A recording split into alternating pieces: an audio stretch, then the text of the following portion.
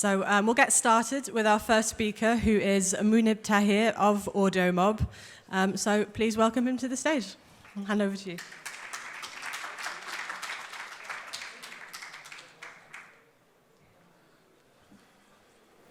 All right. Hope everyone can hear me. Yeah. So I'm Munib. I'm head of gaming partnerships at AudioMob.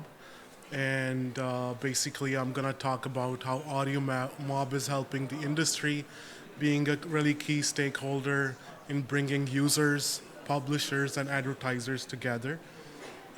So before I get into it, as mobile gamers, raise of hands for all the people who like video or interstitial ads. Not anyone. That's good. One second. So basically what AudioMob is doing, we're pioneer of in-game audio ads. What we are trying to do is that bring a very user-centric ad experience to the user. As a mobile gamer, we have seen a lot of kind of retention damage because users don't like video interstitial ads. So we kind of pioneered the technology and bringing this platform where as a user, you continue to play your game and the ad is played in the background. And as a publisher or game developer, you have new incremental source of revenue. And then by doing that, we are bringing new slate of advertisers who traditionally were not focused towards in-game advertising as well. I'll give you a few examples in a bit. We're based out of London, so basically both of our co-founders worked at Google and they wanted to stream their music in some of the games that they developed. So one thing led to the other, and then AudioMob was formed a few years back. We're one of the top startups in London and Europe as well, recently named by Business Insider as well. The unique thing about AudioMob is that it's very user-centric, so keeping user in mind.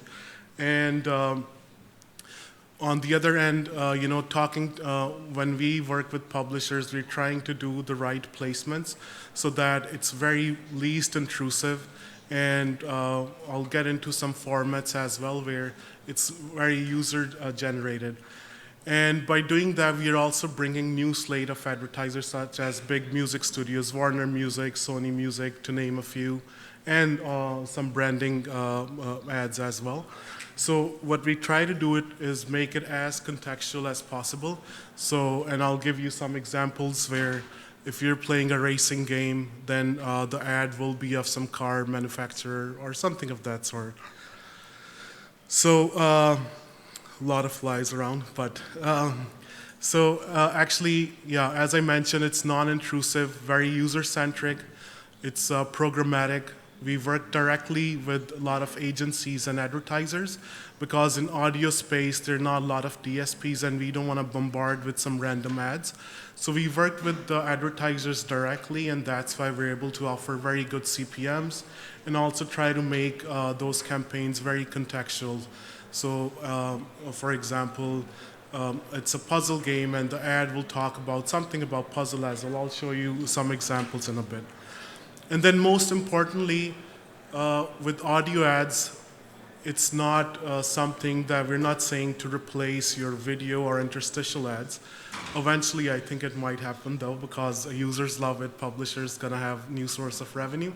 However, it's gonna be an incremental source of revenue. So your monetization stays as it is, but we do a couple of audio ad placements.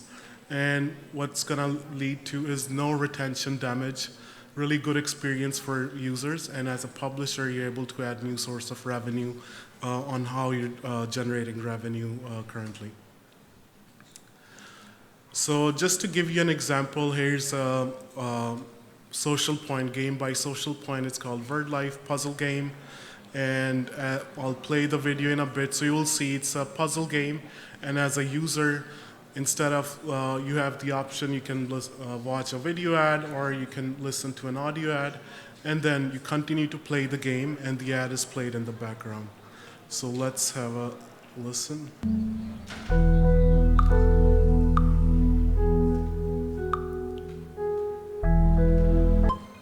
Here's a word, Q Quest. Whether a quest for knowledge, brain training, and a new word life high score, or a quest for strength, physical training, and a balanced mind, body, and soul, Quest make delicious athlete-worthy nutrition, cookies, chips, bars, shakes, and more. Protein-forward recipes that aren't packed with sugar and net carbs. Quest Nutrition. It's way bigger than a protein bar. It's a quest. So as you can see, it's a puzzle game. The ad is mentioning something about words as well. So it's very contextual, and also advertisers love it because it costs a little bit less than video traditionally, and then it has very high engagement rates as well. Now, we often get asked the question that what if it's muted, or if so we did our independent research, and what we found out that 60% of the users, they're listening to some sort of app while they're playing their games. So it could be Spotify, it could be some podcast and whatnot. So what our technology does is that, firstly, we are the only company, and we have IP on that as well, that we detect the device volume level.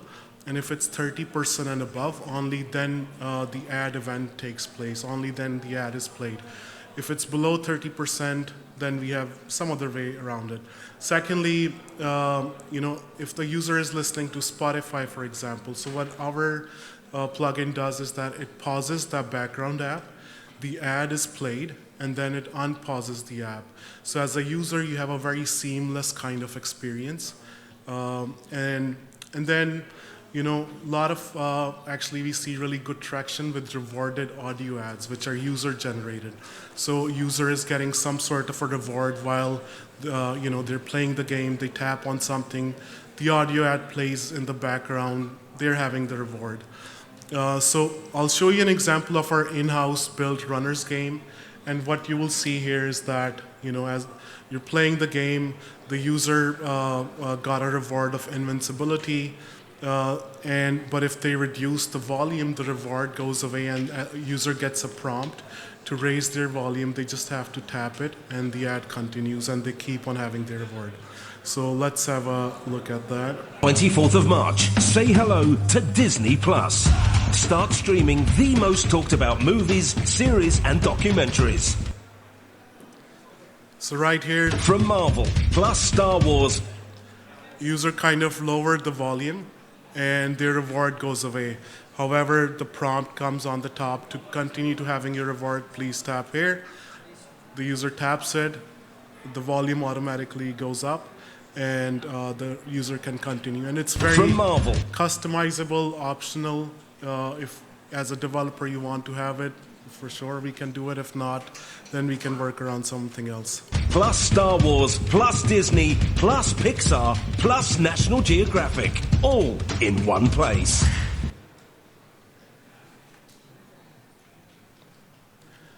So we have a Unity plugin, very seamless integration possible. We're going to be supporting native games as well, starting from Q4, iOS Q1. So right now we're supporting only games built on Unity. There are three sorts of formats possible. There's audio only. So the audio ad automatically is triggered and it plays in the background. There's the audio banner, where instead of traditional banner, there's the audio banner. And as a user, you can interact with that. It directs you to another landing page. And then lastly, it's the rewarded audio format, where it's typical, like a rewarded video ad, but instead of video, there's audio. And for that, there are different sorts of placements possible. So, a user get a special boost for listening to an audio ad, or small reward compared to what they will get for video. But, I think the more important thing is that it's an incremental source of revenue. So what we're saying is that let's not replace video ads. We're just going to do a couple of other placements for audio ads so that it's an incremental new source of revenue to how you're monetizing already. So here are a couple of more examples. First one is a campaign by Disney. It's, yeah, let me play that. Say hello to Disney Plus.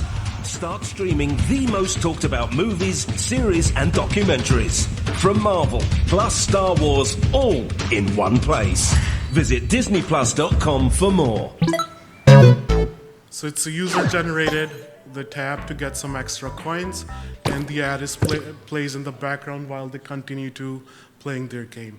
Similarly, there's another ad by Procter & Gamble. Let's have a look at that. Ever wondered what life is like for your baby? You're already living it, solving puzzles, exploring new worlds.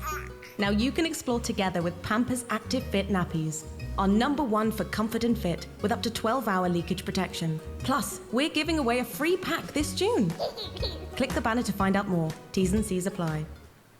So as you can hear, you know, the ads are very kind of contextual as well. It's a puzzle game, and it mentions solving a puzzle and click the banner to interact with it, so there's call to action. So that's why advertisers kind of really like it, because there's really good engagement rates. As users, you know, it's great. I think the only issue generally that we see with some publishers or generally with users is they don't like the ads because it's intrusive. They gotta wait 30 seconds, 15 seconds, and it comes every now and then.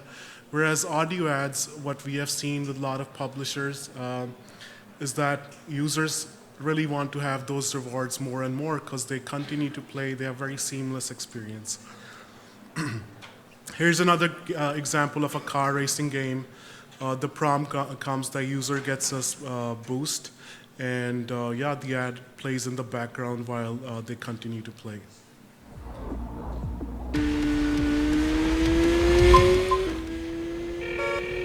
Hi, do you have a table for 4 tonight?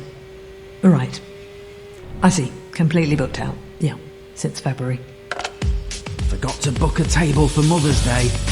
That deserves your favourite food delivered. Like Namaste Lounge, Chuck Burgers or Ask Italian.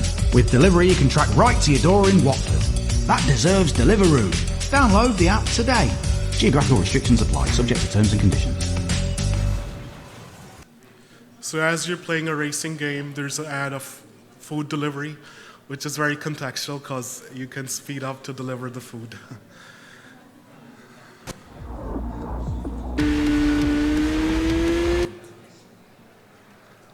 So as I mentioned, we have a very robust Unity plugin. It's very easy and seamless to integrate. You just sign up on our dashboard, install the latest Unity plugin, and from that point on, we start the conversation. We work on what kind of implementations are right. We do the actual demos for your games. So we work on what kind of placements are going to yield to best results, and continue from there. From the initial testing phase, we had some publishers integrated within 4 hours. It can take up to maximum 10 hours to integrate, and then from that point on we start testing. If everything is good, then we generally our publishers then roll out across their entire audience and gradually to other bigger titles, or sometimes they're just testing on the bigger games from the get-go.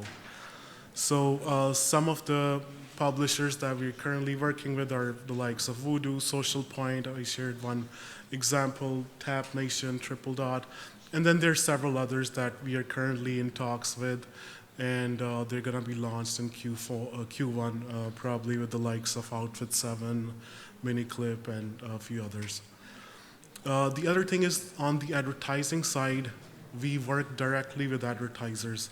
So we're bringing this new slate of advertisers that traditionally didn't advertise in-game. So it was such as Warner Music, Universal Music. So we do certain times their campaigns done for artists specifically by them, where they're promoting their new albums or new releases in games. So traditionally that didn't happen before. So it's a kind of a win-win for everyone. Having new advertisers in the industry, publishers having new incremental source of revenue without any retention damage to their users, and then users kind of liking this new format. And yeah, that's about it. Pretty much, this is our inbuilt game. It's called Kane's the Rush. So feel free to download it. It's available on both Google and iOS. And yeah, you can test it out. It's going to show all different ads. You can interact it yourself. So yeah, that's it. If any questions, I'm happy. Sorry? You stay here for a minute. Oh, yes, absolutely. Thanks very much, Munib. Are there any questions? We do have time. Oh, wow, there's loads of questions. We'll try and do as many as we can. I think one of our... We'll get around as many as we can do. Hello, can you hear me? Yeah. I've got loads of questions. Probably we should catch up after this. But like 3 quick questions. As you mentioned, the audio level thingy. Do you require a microphone for that, or like do you have some other workarounds for that? And also, like in the context of like Game Connect here, like I come from Jawaka. We're a very big developer in the MENA region. Do you have any mediated ads for our region? And if so, you mentioned a lot about the context point of view. Like, how would you handle this here in the MENA region? Do you have any other local publishers, or how do you go around that? Thank you. So very good question, actually. So firstly, we don't need control. We don't need permission from Mike to detect the volume level. Secondly, I'm going to connect to Tamer, who's actually our advertising and sales strategist just for MENA region. So we try to work directly with advertisers based out of MENA region. So there will be campaigns running for Egypt, for example, for Dubai, UAE, and different regions as well, for actually brands that are based out of MENA for the MENA audience. And that's why it's able to do good CPMs, target the local kind of audience, and yeah. We can probably do a couple more questions. So this lady in the second row.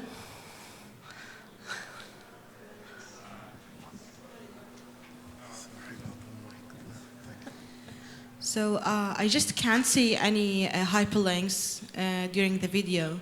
So how can someone go to the ad if they can't really pronounce or they don't know anything about the advertisement during the video? Sure, absolutely. So we have 2 different formats.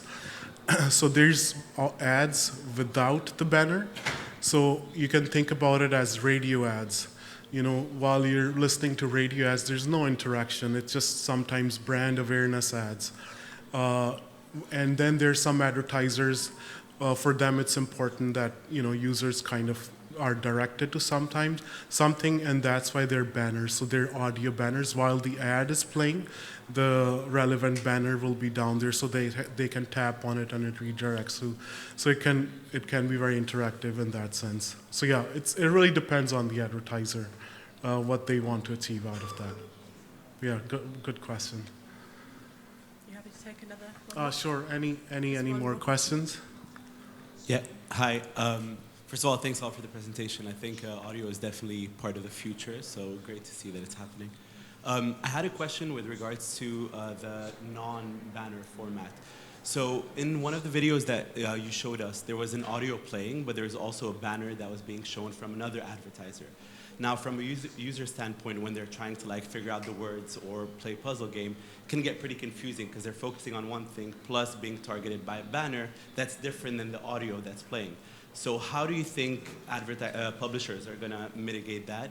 And since audio is probably going to have lower CPMs than banner, how can they not cannibalize one or the other when they implement audio ads? Great questions. So firstly, I think we need to update that video because we don't recommend that kind of placement. So usually we will do audio, which is complementary to the banner. So it's by the same brand. Usually it doesn't happen. However, sometimes some publishers, they just want to do audio only and they don't want to disrupt their existing banners. So it's not the best, but whatever makes sometimes monetization managers happy. We don't recommend that. We recommend to have same banner. Secondly, in terms of CPMs, actually you'll be surprised how good CPMs audio has compared to banners especially. So for banners generally it could be even less than $1, whereas audio ads, it's way higher. So it's not cannibalizing on that. And also the other thing we sometimes do is that we just replace one of the banners with audio, where it's no competition at all in any way in terms of revenue, because very high CPMs for audio ads. And the other solution is to do placements outside of those banner ads. And also, we don't recommend too many audio ads in one user session, so that there's no retention damage as well.